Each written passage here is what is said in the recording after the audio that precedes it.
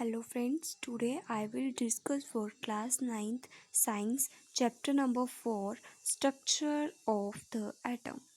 ठीक है, आज हम इस चैप्टर के बारे में डिस्कस करेंगे साइंस के कि स्ट्रक्चर ऑफ एटम क्या होता है। फर्स्ट ऑफ ऑल हमने थर्ड चैप्टर में एटम एंड मॉलिक्यूल्स के बारे में पढ़ा है। ठीक है, एटम क्या होता है? Atom is the smallest particle of a element are called the atom. ठीक है, तो अब हम इस चैप्टर में जानेंगे एटम स्ट्रक्चर के बारे में। अब जो हमारा एटम का स्ट्रक्चर है, ये जो है डिफरेंट डिफरेंट एक्सपेरिमेंट के कारण जो है एटम के स्ट्रक्चर के बारे में पता चला है। ठीक है, अब जो डिफरेंट डिफरेंट स्ट्रक्चर एक्सपेरिमेंट हैं वो डिफरेंट साइंटिस्ट ने जो है इनके एक्सपेरिमेंट किए हैं। Who discovered atom? अब क्वेश्चन एक बनता है कि एटम को डिस्कवर्ड किसने किया है।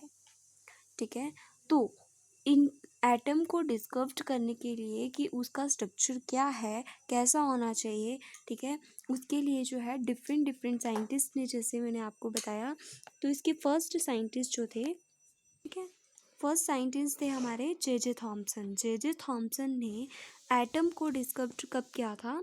1904 में। ठीक है, इन्होंने एटम को डिस्कवर्ड किया था। सेकेंड साइंटिस्ट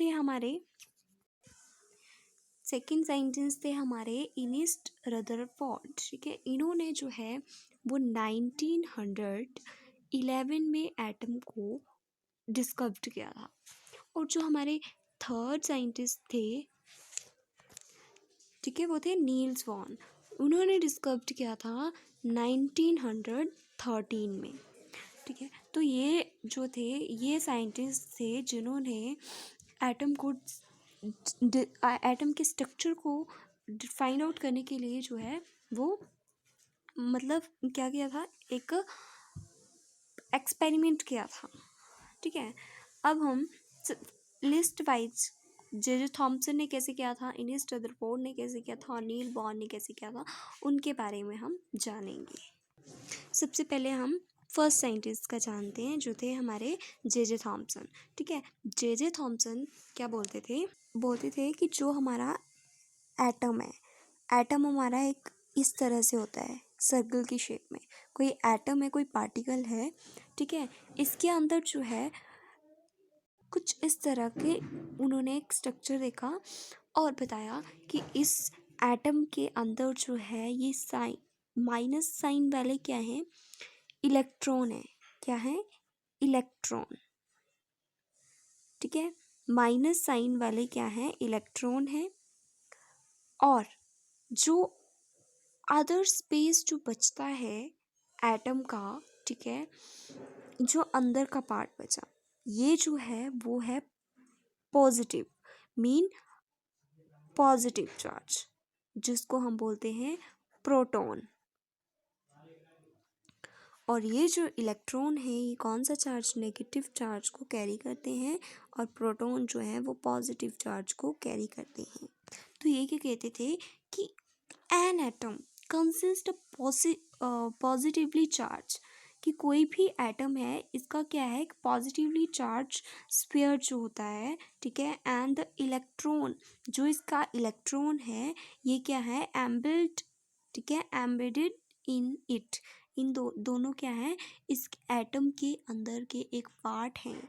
ठीक है, इन दोनों जब ये दोनों होंगे तब वो एक एटम बनाता है। और क्या बोला था इन्होंने बोला था कि the negative and the positive charge are equal. जितने इसमें नेगेटिव चार्ज है उतने ही इसमें पॉजिटिव चार्ज भी होंगे। ठीक है, in the magnitude. So the atom is a whole electrical neutral. एक एटम जो है वो एक क्या है, होल। इसके जो होल्स हैं, ठीक है, वो क्या है, एक इलेक्ट्रिकली न्यूट्रल है। ये एक इलेक्ट्रिकली न्यूट्रल है। अब क्या है, इसमें कुछ लिमिटेशन रह गई थी। क्या रह गई थी? लिमिटेशन। ठीक है, लिमिटेशन थी कि जो पॉजिटिव चार्ज है और जो नेगेटिव चार्ज है can not be place this close to each other. उन्होंने क्या लिमिटेशन रह गई थी कि जो पॉजिटिव और जो नेगेटिव चार्ज है वो एक प्लेस पे नहीं है, वो मतलब क्लोज नहीं है। अब देखो आपको देखने में लग रहा है कितनी कितनी दूर है वो, तो दैट मीन वो क्लोज नहीं है। ये मतलब इस लिमिटेशन को, ठीक है, इस लिमिटेशन को दूर करने के लिए जो है हमारे सेकंड साइंटिस्ट थे इनिस रदरफोर्ड, उन्होंने जो है इसके ऊपर जो है क्या किया था, एक्सपेरिमेंट किया था। ठीक है, उन्होंने इस प्रॉब्लम का सल्यूशन जो था निकाला था, किसने, इनिस रदरफोर्ड ने। ठीक है, तो आपको ये क्वेश्चन समझ आ गया होगा कि मतलब कि किस तरह से एक्सपेरिमेंट किया था हमारे जे थॉमसन ने। नेक्स्ट वीडियो में मैं आपको सेकंड एंड थर्ड सेंटेंस के बारे में बताऊंगी। Thank you.